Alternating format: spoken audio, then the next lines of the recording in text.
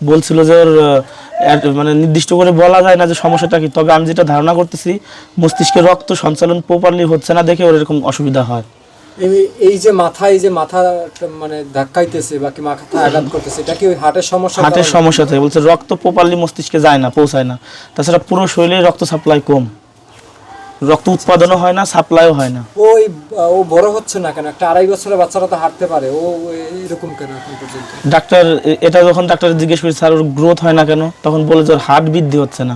মানুষের হার্ট বৃদ্ধি হবে, সাথে সাথে বাকি যে অর্গাজমগুলো সেগুলো বৃদ্ধি হবে। হার্ট মূলত হার্টের সমস্যা থাকার কারণে হার্ট সংকুচিত হয়ে আছে, হার্ট ছাড়তেছে না, হার্টের গ্রোথ নাই, যার কারণে রাপসানের গ্রোথ নাই, রাপসান ছোট হয়ে আছে। আচ্ছা, তো আপনার যে এই যে এখন আসলে কি করবেন? এই যে বাচ্চা প্রতিদিন আপনার যে আসছি পর হইতে দেখতেছি একটু পর পর মাথায় শুধু আঘাত করতেছে, এখন হয়তো বা ঘুমিয়ে পড়ছে, তো আপনার যে এইগুলো আসলে কি, এই যে এত এই 2.5 বছর ধরে যে বাচ্চার এই কষ্টগুলো আসলে কিভাবে নিতেছে? কষ্ট আর নিজের কষ্ট তো মানুষকে বোঝানো সম্ভব না। মানে ও জন্মের পরে 9টা মাস আমি ঠিক মতো ঘুমাইনি। আমি বলতে পারবো না যে 9টা মাসে আমি 1 ঘন্টা ঘুমাইছি। মাসের এমন হয়েছে যে পুরো মাসই আমরা হসপিটালে ভর্তি। বাসা থেকে যখন হসপিটাল থেকে যখন আসি, মানে টাকা পয়সা যা ছিল যেভাবে অ্যারেঞ্জ করছি, গুছাইছি, মানে নিজের টাকা তো অর্থ ছিল না, মানুষের থেকে ধার নিছি, কর্জ নিছি, নিয়ে চিকিৎসা করে যখন বাড়িতে আসছি আমাদের দেখা যায় রাত্রে খাওয়ার মতো কিছু নাই। আমার ও পেটে আসার 3 মাসের ভিতরে মানে আমার বাবা মা আমাদের আলাদা করে দেয়, ভিন্ন করে দেয়। ভিন্ন করার সময় এটা পারিবারিক বিষয় বলতে চাই না, মানে একদম খালি হাত পাই করে।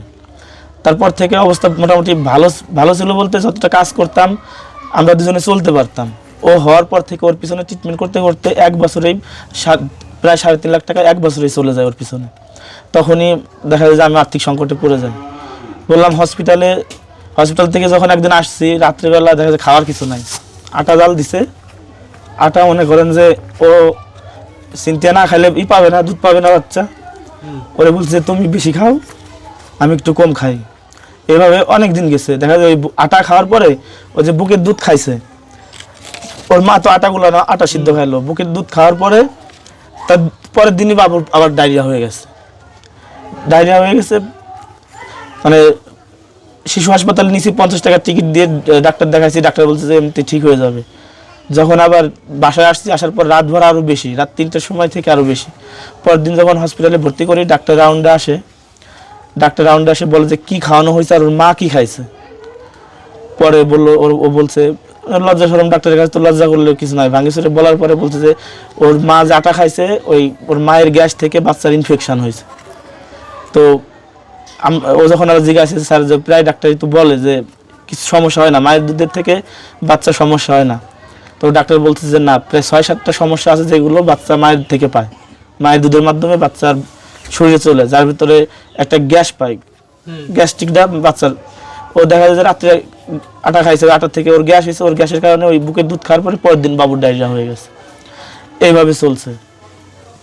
আর যদি জিজ্ঞেস করেন যে তাহলে এই যে এত খরচ কিভাবে, আমার একটা ফ্রেন্ড আছে তাজউদ্দিন আহমেদ, মানে সে গাজীপুর মেডিকেলে ওখানে পড়াশোনা করে, ও আমারে নানাভাবে সাহায্য করছে।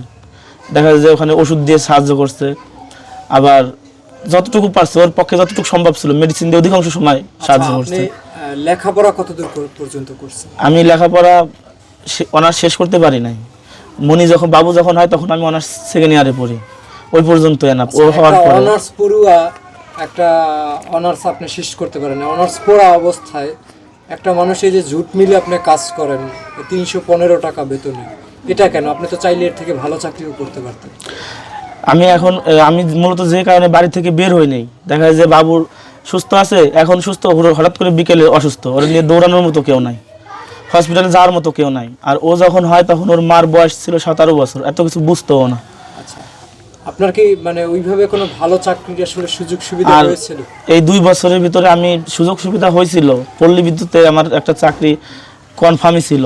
পরবর্তীতে ওখানে যে অর্থ টাকা জমা দেওয়া ছিল মনির চিকিৎসার জন্য, আমি তাদের হাতে পায়ে ধরে মনির সব কিছু দেখায়, ছেলে সব কিছু দেখায়, ওইটা ফেরত এনে মনির ট্রিটমেন্ট করাই যে আমার চাকরির দরকার নাই, আমার সন্তান থাকুক সামনের উপরে, চাকরি থাকলে হবে।